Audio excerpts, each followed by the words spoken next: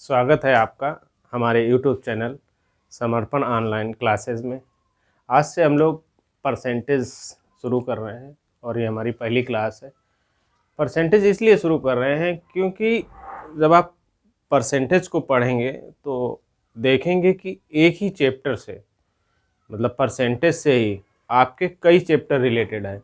इसलिए हम ये चाह रहे हैं कि आप कम समय में ज़्यादा तैयार कर लें। जैसे परसेंटेज जब पढ़ेंगे तो हम देखेंगे कि प्रॉफिट लॉस है और जो है आपका अंकित मूल्य वाले जो क्वेश्चन आते हैं, क्रय मूल्य विक्रय मूल्य पे जो क्वेश्चन होते हैं, उसके बाद में आपका कंपाउंड इंटरेस्ट, सिंपल इंटरेस्ट है। तो इसलिए हमने विचार किया कि सबसे पहले जो है परसेंटेज को शुरू किया जाए ताकि आप लोग जो है अधिक एक चैप्टर को पढ़ें तो बाकी चैप्टरों में कोई दिक्कत ना हो। तो इसलिए जो है हम लोग शुरू कर रहे हैं और आइए शुरू करते हैं परसेंटेज।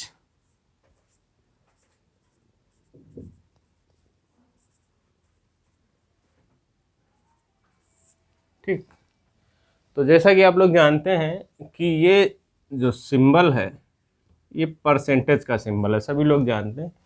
मैं छोटी छोटी बात इसलिए बता रहा हूँ ताकि ये ना कोई कहे कि अरे सर सीधा क्वेश्चन स्टार्ट कर दिए, कुछ बताया ही नहीं।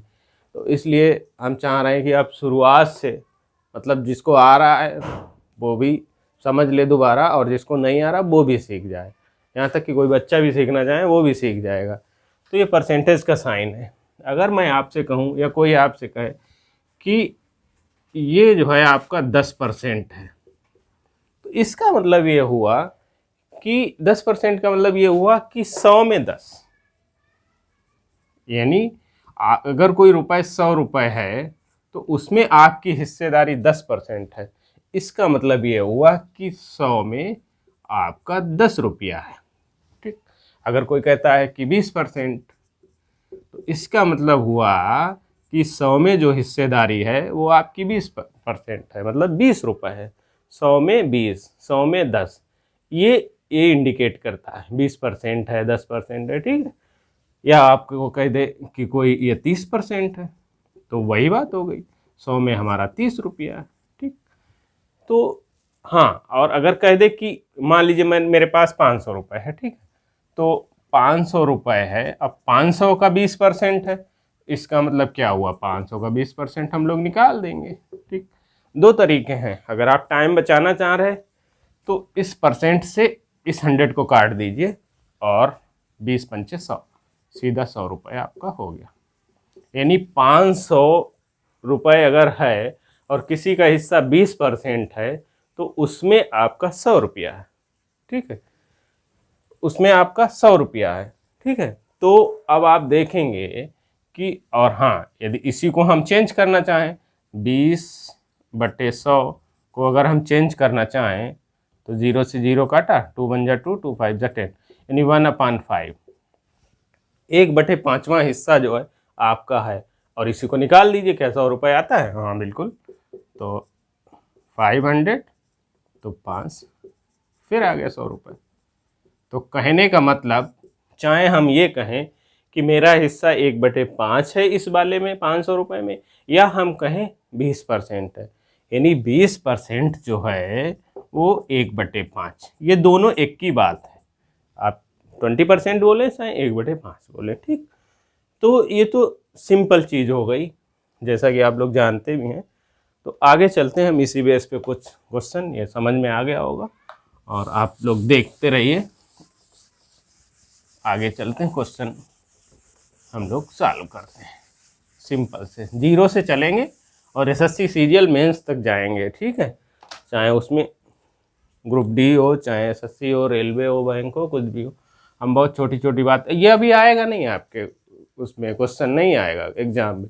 हम इसलिए बता रहे हैं कि आप सीख जाएं। इसलिए ये मत कहिए कि ये इतना, अरे इस तो सबको आता होगा, आता तो है ही, हम कहाँ कह रहे नहीं आता, लेकिन छोटी छोटी चीज़ें इसलिए बता रहे हैं कि आपका बेस तैयार होगा, फिर परसेंटेज को दोबारा पढ़ने की आपको ज़रूरत ना पड़े। तो देखिए, जैसे सिंपल क्वेश्चन लिखते हैं, 2/4 का कितना प्रतिशत है? सिंपल है, ऐसे ही देखने में लग रहा है कि 2 जो है वो 4 का कितना परसेंट है, तो 4 अगर हम 4 को 100% मान लें, ठीक है, तो 2 हमारा सीधा 50% हो गया। ऐसे ही 4 अगर 100% है, 2 सीधा जो है 50% हो गया। लेकिन हम निकालेंगे कैसे? निकालने का तरीका देखिए। ये तो मान लीजिए सिंपल था, हमने दिमाग लगा दिया कि 4 का आधा 2 है इसलिए 50% हो गया। इसको निकालने का तरीका देखिए। सॉरी, कौन? 2 को ऊपर लिखिए, अपान किसका? किसका मतलब 4 का, तो 4 अपान 100। ठीक है, अब यहां पर एक चीज और समझ लीजिए कि यहाँ नॉर्मली होता क्या है कि बच्चे 100 लिखते हैं और सीधा काटा किससे, 2 25 और ये आ गया आपका 50%। ठीक, ये 50%। अब आपको यहाँ दिमाग ये लगाना है कि यहाँ तो परसेंटेज था ही नहीं सॉरी, यहाँ तो परसेंटेज था ही नहीं, तो यहाँ परसेंटेज कैसे आ गया? इसलिए ये तरीका जो है गलत है। आंसर सही है, बिल्कुल आंसर मार देंगे आप, लेकिन इसको आप इस तरह नहीं लिख सकते। इसको आप लिखेंगे 2/4 इंटू 100 और प्रतिशत का साइन लगाएंगे। क्यों? क्योंकि प्रतिशत का मतलब होता है सॉरी, प्रतिशत का मतलब होता है अपान में 100। जैसे हम आपको समझाएं तो 2/4 इंटू 100, मैथ का रूल ये होता है कि आप जितने से इंटू करेंगे उतने से ही डिवाइड करेंगे। डिवाइड कर लिया मैंने 100 से, अब हमसे कोई दिक्कत नहीं। क्यों? क्योंकि 100 से 100 कट जाएगा, हमारा 2/4 फिर बचेगा। तो होता यह है कि इस वाले 100 को हटाने के लिए, ये वाला 100, इसको हटाने के लिए ही हम प्रतिशत का साइन लगाते हैं। इसलिए आप ये लगाएंगे, ये नहीं लगाएंगे, ये चीज़ गलत है आपकी, ये जो है रंग है, ये प्रोसेस रंग है। क्यों? क्योंकि ये परसेंटेज आपने नहीं लगाया है, और हमने यहाँ इसलिए लगाया है कि जो अपान का 100 था उसको मैंने परसेंट में ला दिया। क्यों ला दिया? क्योंकि मैथ का रूल है कि 100/100 ये कर सकते हैं, 100 से 100 कट गया, 2/4 रहेगा। तो आप साइन परसेंटेज का ज़रूर लगाएं। ठीक, तो बस अब तो कोई दिक्कत ही नहीं। 2 × 4 और ये हो गया सीधा 50%। ठीक, तो आशा करता हूँ कि आप समझ गए होंगे। इसमें सिंपल है, अभी तो बिल्कुल शुरुआत है। तो ठीक है, चलिए अगला क्वेश्चन देखते हैं।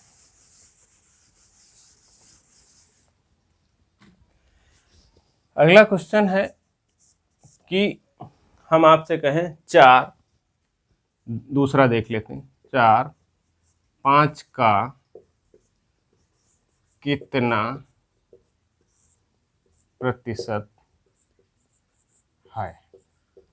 ठीक, 4/5 का कितना प्रतिशत है? तो मैंने अभी आपको समझाया कि जिस तरह पहले देखा था, किसका 4, किसका 5 का कितना प्रतिशत है? 4 ऊपर लिखेंगे,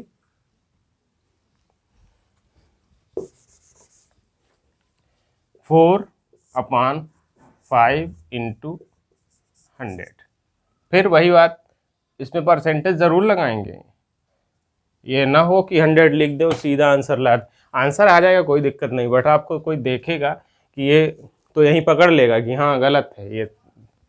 तो 5 से काटा सीधा 20 हुआ, और ये आ गया 20 चौके 80, 80 प्रतिशत। ठीक है, तो 4/5 का कितना प्रतिशत है? 80% है। आप तुरंत लगा दें। एक क्वेश्चन और देखते हैं, चलिए इसी को बनाते हैं। 4/5 से कितना प्रतिशत कम है? वही बतिया है, बस यहाँ परसेंटेज पूछा था, यहाँ पूछ रहा कितना कम है, कितना कम है, कम की बात कर रहा है। तो सीधा दिख रहा है 4 जो है 5 से कितना कम है, तो मेरे भाई देखिए कि ये 4 कितना कम है, हम कहेंगे 1 कम है। ठीक है, किससे? 5 से। ये चीज, किससे? 5 से। 5 लिखिए इंटू 100, फिर वही बात, तो ये क्या लिखेंगे? 20% कम है। तो ये छोटी छोटी चीज़ें हैं जो लोग ध्यान नहीं देते हैं, और फिर बाद में बड़े बड़े क्वेश्चन जो आते हैं, फिर कौन किसके नीचे 5 जाएगा कि 4 जाएगा, 5 जाएगा कि 4 जाएगा, यही होता रहता है। ठीक है, तो हम आगे देखते हैं। आप लोग पढ़ते रहिए, वीडियो को चाहें तो आप 1 से 2 बार भी देख सकते हैं, और अगर कोई गलती हो तो उसको भी कमेंट में ज़रूर बताएं। कोशिश यही रहेगी कि एक भी सिंगल क्वेश्चन भी या कोई सिंगल मैटर भी गलत नहीं होगा। ठीक है, तो अब कुछ उसके बाद देखिएगा, हाँ हम बात कर रहे थे कि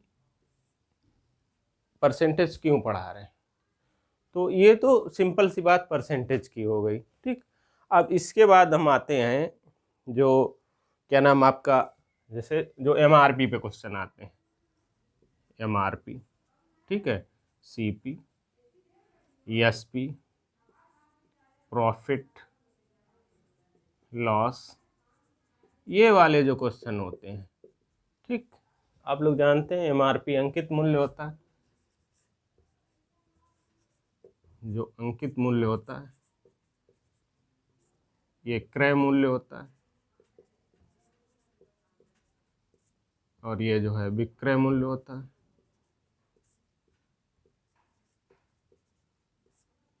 और ये लाभ होता है, और ये हानि होती है। ठीक है, सॉरी, एमआरपी का मतलब अंकित मूल्य। अंकित मूल्य का मतलब जो मार्केट में जब हम जाते हैं तो किसी जो डिब्बे पे लिखा होता है वो उसका अंकित मूल्य है। ठीक, और जितने में मैंने उसको खरीदा वो उसका हो गया क्रय मूल्य। दो चीज़ें हैं, जो मैंने चीज़ खरीदी वो मेरे लिए तो क्रय मूल्य, लेकिन जिस दुकानदार ने या जिसने भी वो बेची वो उसके लिए वो विक्रय मूल्य है। अब आप ये नहीं कह सकते हैं कि ये मेरे लिए भी क्रय मूल्य, उसके लिए भी क्रय मूल्य। जितने में वो बेचेगा वही उसके लिए विक्रय मूल्य, और जितने में मैं उसको खरीदूंगा वो मेरे लिए क्रय मूल्य है। और क्रय मूल्य पर ही मज़े की बात यह है कि इसमें अभी हम आपको आगे बताएंगे, 2 केस हैं, कोई बहुत जल्दी बताता नहीं। एक अमाउंट का केस होता है और एक जो है भाव का केस होता है। जैसे मैं कहूँ कि 500 रुपये की कोई चीज़ मैंने खरीदी, उसको 550 में बेच दी, तो मुझको 50 रुपये का प्रॉफिट हुआ। भाई 500 की खरीदी, 550 की बेच दी। और तो क्या होता है सॉरी, अमाउंट के केस में जो है सीपी पे निकालते हैं प्रॉफिट या लॉस। जैसे इसका जब फॉर्मूला हम लोग यूज करेंगे तो प्रतिशत लाभ बराबर लाभ बटे सीपी इंटू 100। ठीक है, प्रतिशत लाभ बराबर लाभ अपॉन सीपी इंटू 100। प्रतिशत हानि हानि अपॉन सीपी इंटू 100, ये फार्मूला यूज करें। ये आपको जो सीपी दिख रही है ये मेरे भाई, ये सिर्फ जो है अमाउंट के केस में, ये अमाउंट का केस में, एक हम आपको बताएंगे यहीं पे भाव का केस। एक कई लोग समझते हैं अमाउंट का केस और भाव का केस, यानी प्रॉफिट लॉस निकालना है तो लाभ अपॉन सीपी इंटू 100, हर जगह लाभ प्रतिशत बराबर लाभ अपॉन सीपी इंटू 100 ही लिखना है। नहीं, जो भाव का केस होता है उसमें जो है एसपी अपान में जाता है। कैसे? जैसे मैं कहूँ आपसे, पहले इसका एक एग्जांपल आपको बताते हैं फिर आपके समझ में आएगा।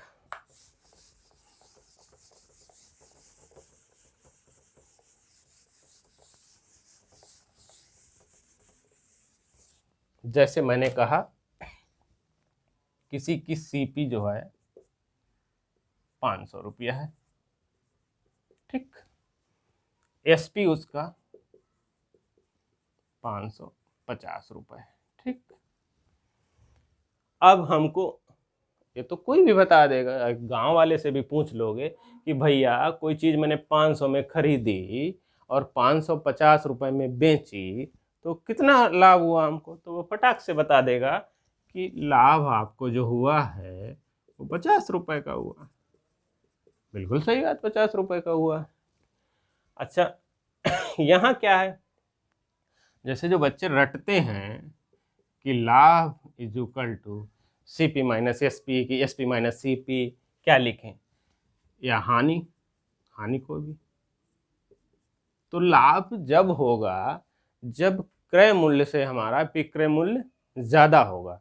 माने हमने अगर उसको 500 रुपये में खरीदा है और 550 में बेचा है तो उसमें याद करने की कोई ज़रूरत ही नहीं है भाई। अगर जितना मैंने खरीदा है और जितने में मैंने बेचा है तो ये अगर सब्ट्रैक्ट कर देंगे तो क्या हो जाएगा, लाभ आ जाएगा। अब हानि कब होगी, मैंने खरीदा तो है 500 में और बेचा है उसको 400 रुपये में, तो हमारा जो क्या हो जाएगा, हानि हो जाएगी।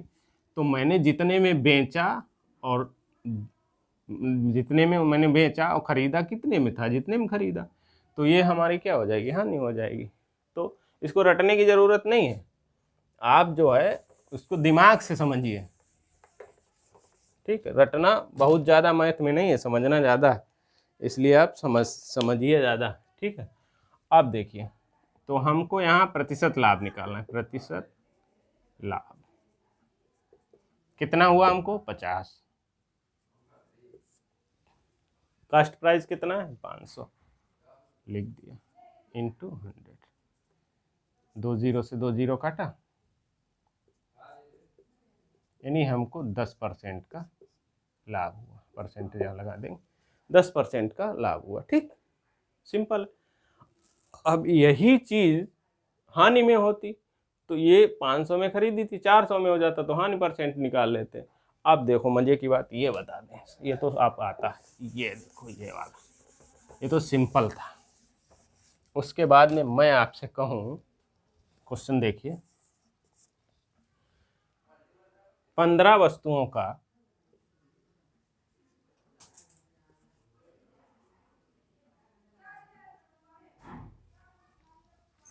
चलिए 15 वस्तुओं का क्रय मूल्य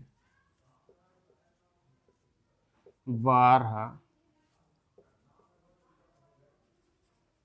वस्तुओं के विक्रय मूल्य के बराबर है तो व्यापार में लाभ या हानि प्रतिशत ज्ञात करें। ठीक, 15 वस्तुओं का क्रय मूल्य 12 वस्तुओं के विक्रय मूल्य के बराबर है तो व्यापार में लाभ या हानि प्रतिशत ज्ञात करें। ठीक, मैंने 15 वस्तुओं को खरीदा, 15 वस्तुओं का क्रय मूल्य किसके बराबर है, 12 वस्तुओं के विक्रय मूल्य के बराबर है। अब मेरे भाई ये बताइए कि जितने में आपने 15 खरीदी और उतने में ही 12 बेची। ठीक, माने अगर 20 रुपए की 15 चीज़ें खरीद ले आए तो 20 की ही 12 बेची, मतलब 3 वस्तुएं आपने बचा ली। भाई 15 जितने में आप खरीद रहे हैं, ठीक है, उतने में 12 बेच रहे हैं, तो ये जो 3 वस्तुएं हैं ये तो आपने बचा ले ली। तो इसका मतलब बचा ले ली तो बचाने का मतलब ये हुआ कि आपको सीधा लाभ हो गया। अब लाभ तो होना ही होना। अब देखिए, अब यहाँ प्रतिशत लाभ, ये आपको पूछ रहा लाभ होगा या हानि होगी। आप यहीं से पहले क्लियर कीजिए कि लाभ होगा कि हानि होगा। देखो 15 वस्तुओं का क्रय मूल्य जो था वो 12 वस्तुओं के विक्रय मूल्य के बराबर था। तो 15 में जितना खरीद के लाए हैं 12 उतने बेच दिया है, तो 3 वस्तुएं आपने बचा ली, इसको एक्स्ट्रा बेच देंगे तो लाभ होगा। तो वही वाला फार्मूला लगाइएगा, अगर लाभ हो रहा तो लाभ वाला, हानि हो रही तो हानि वाला।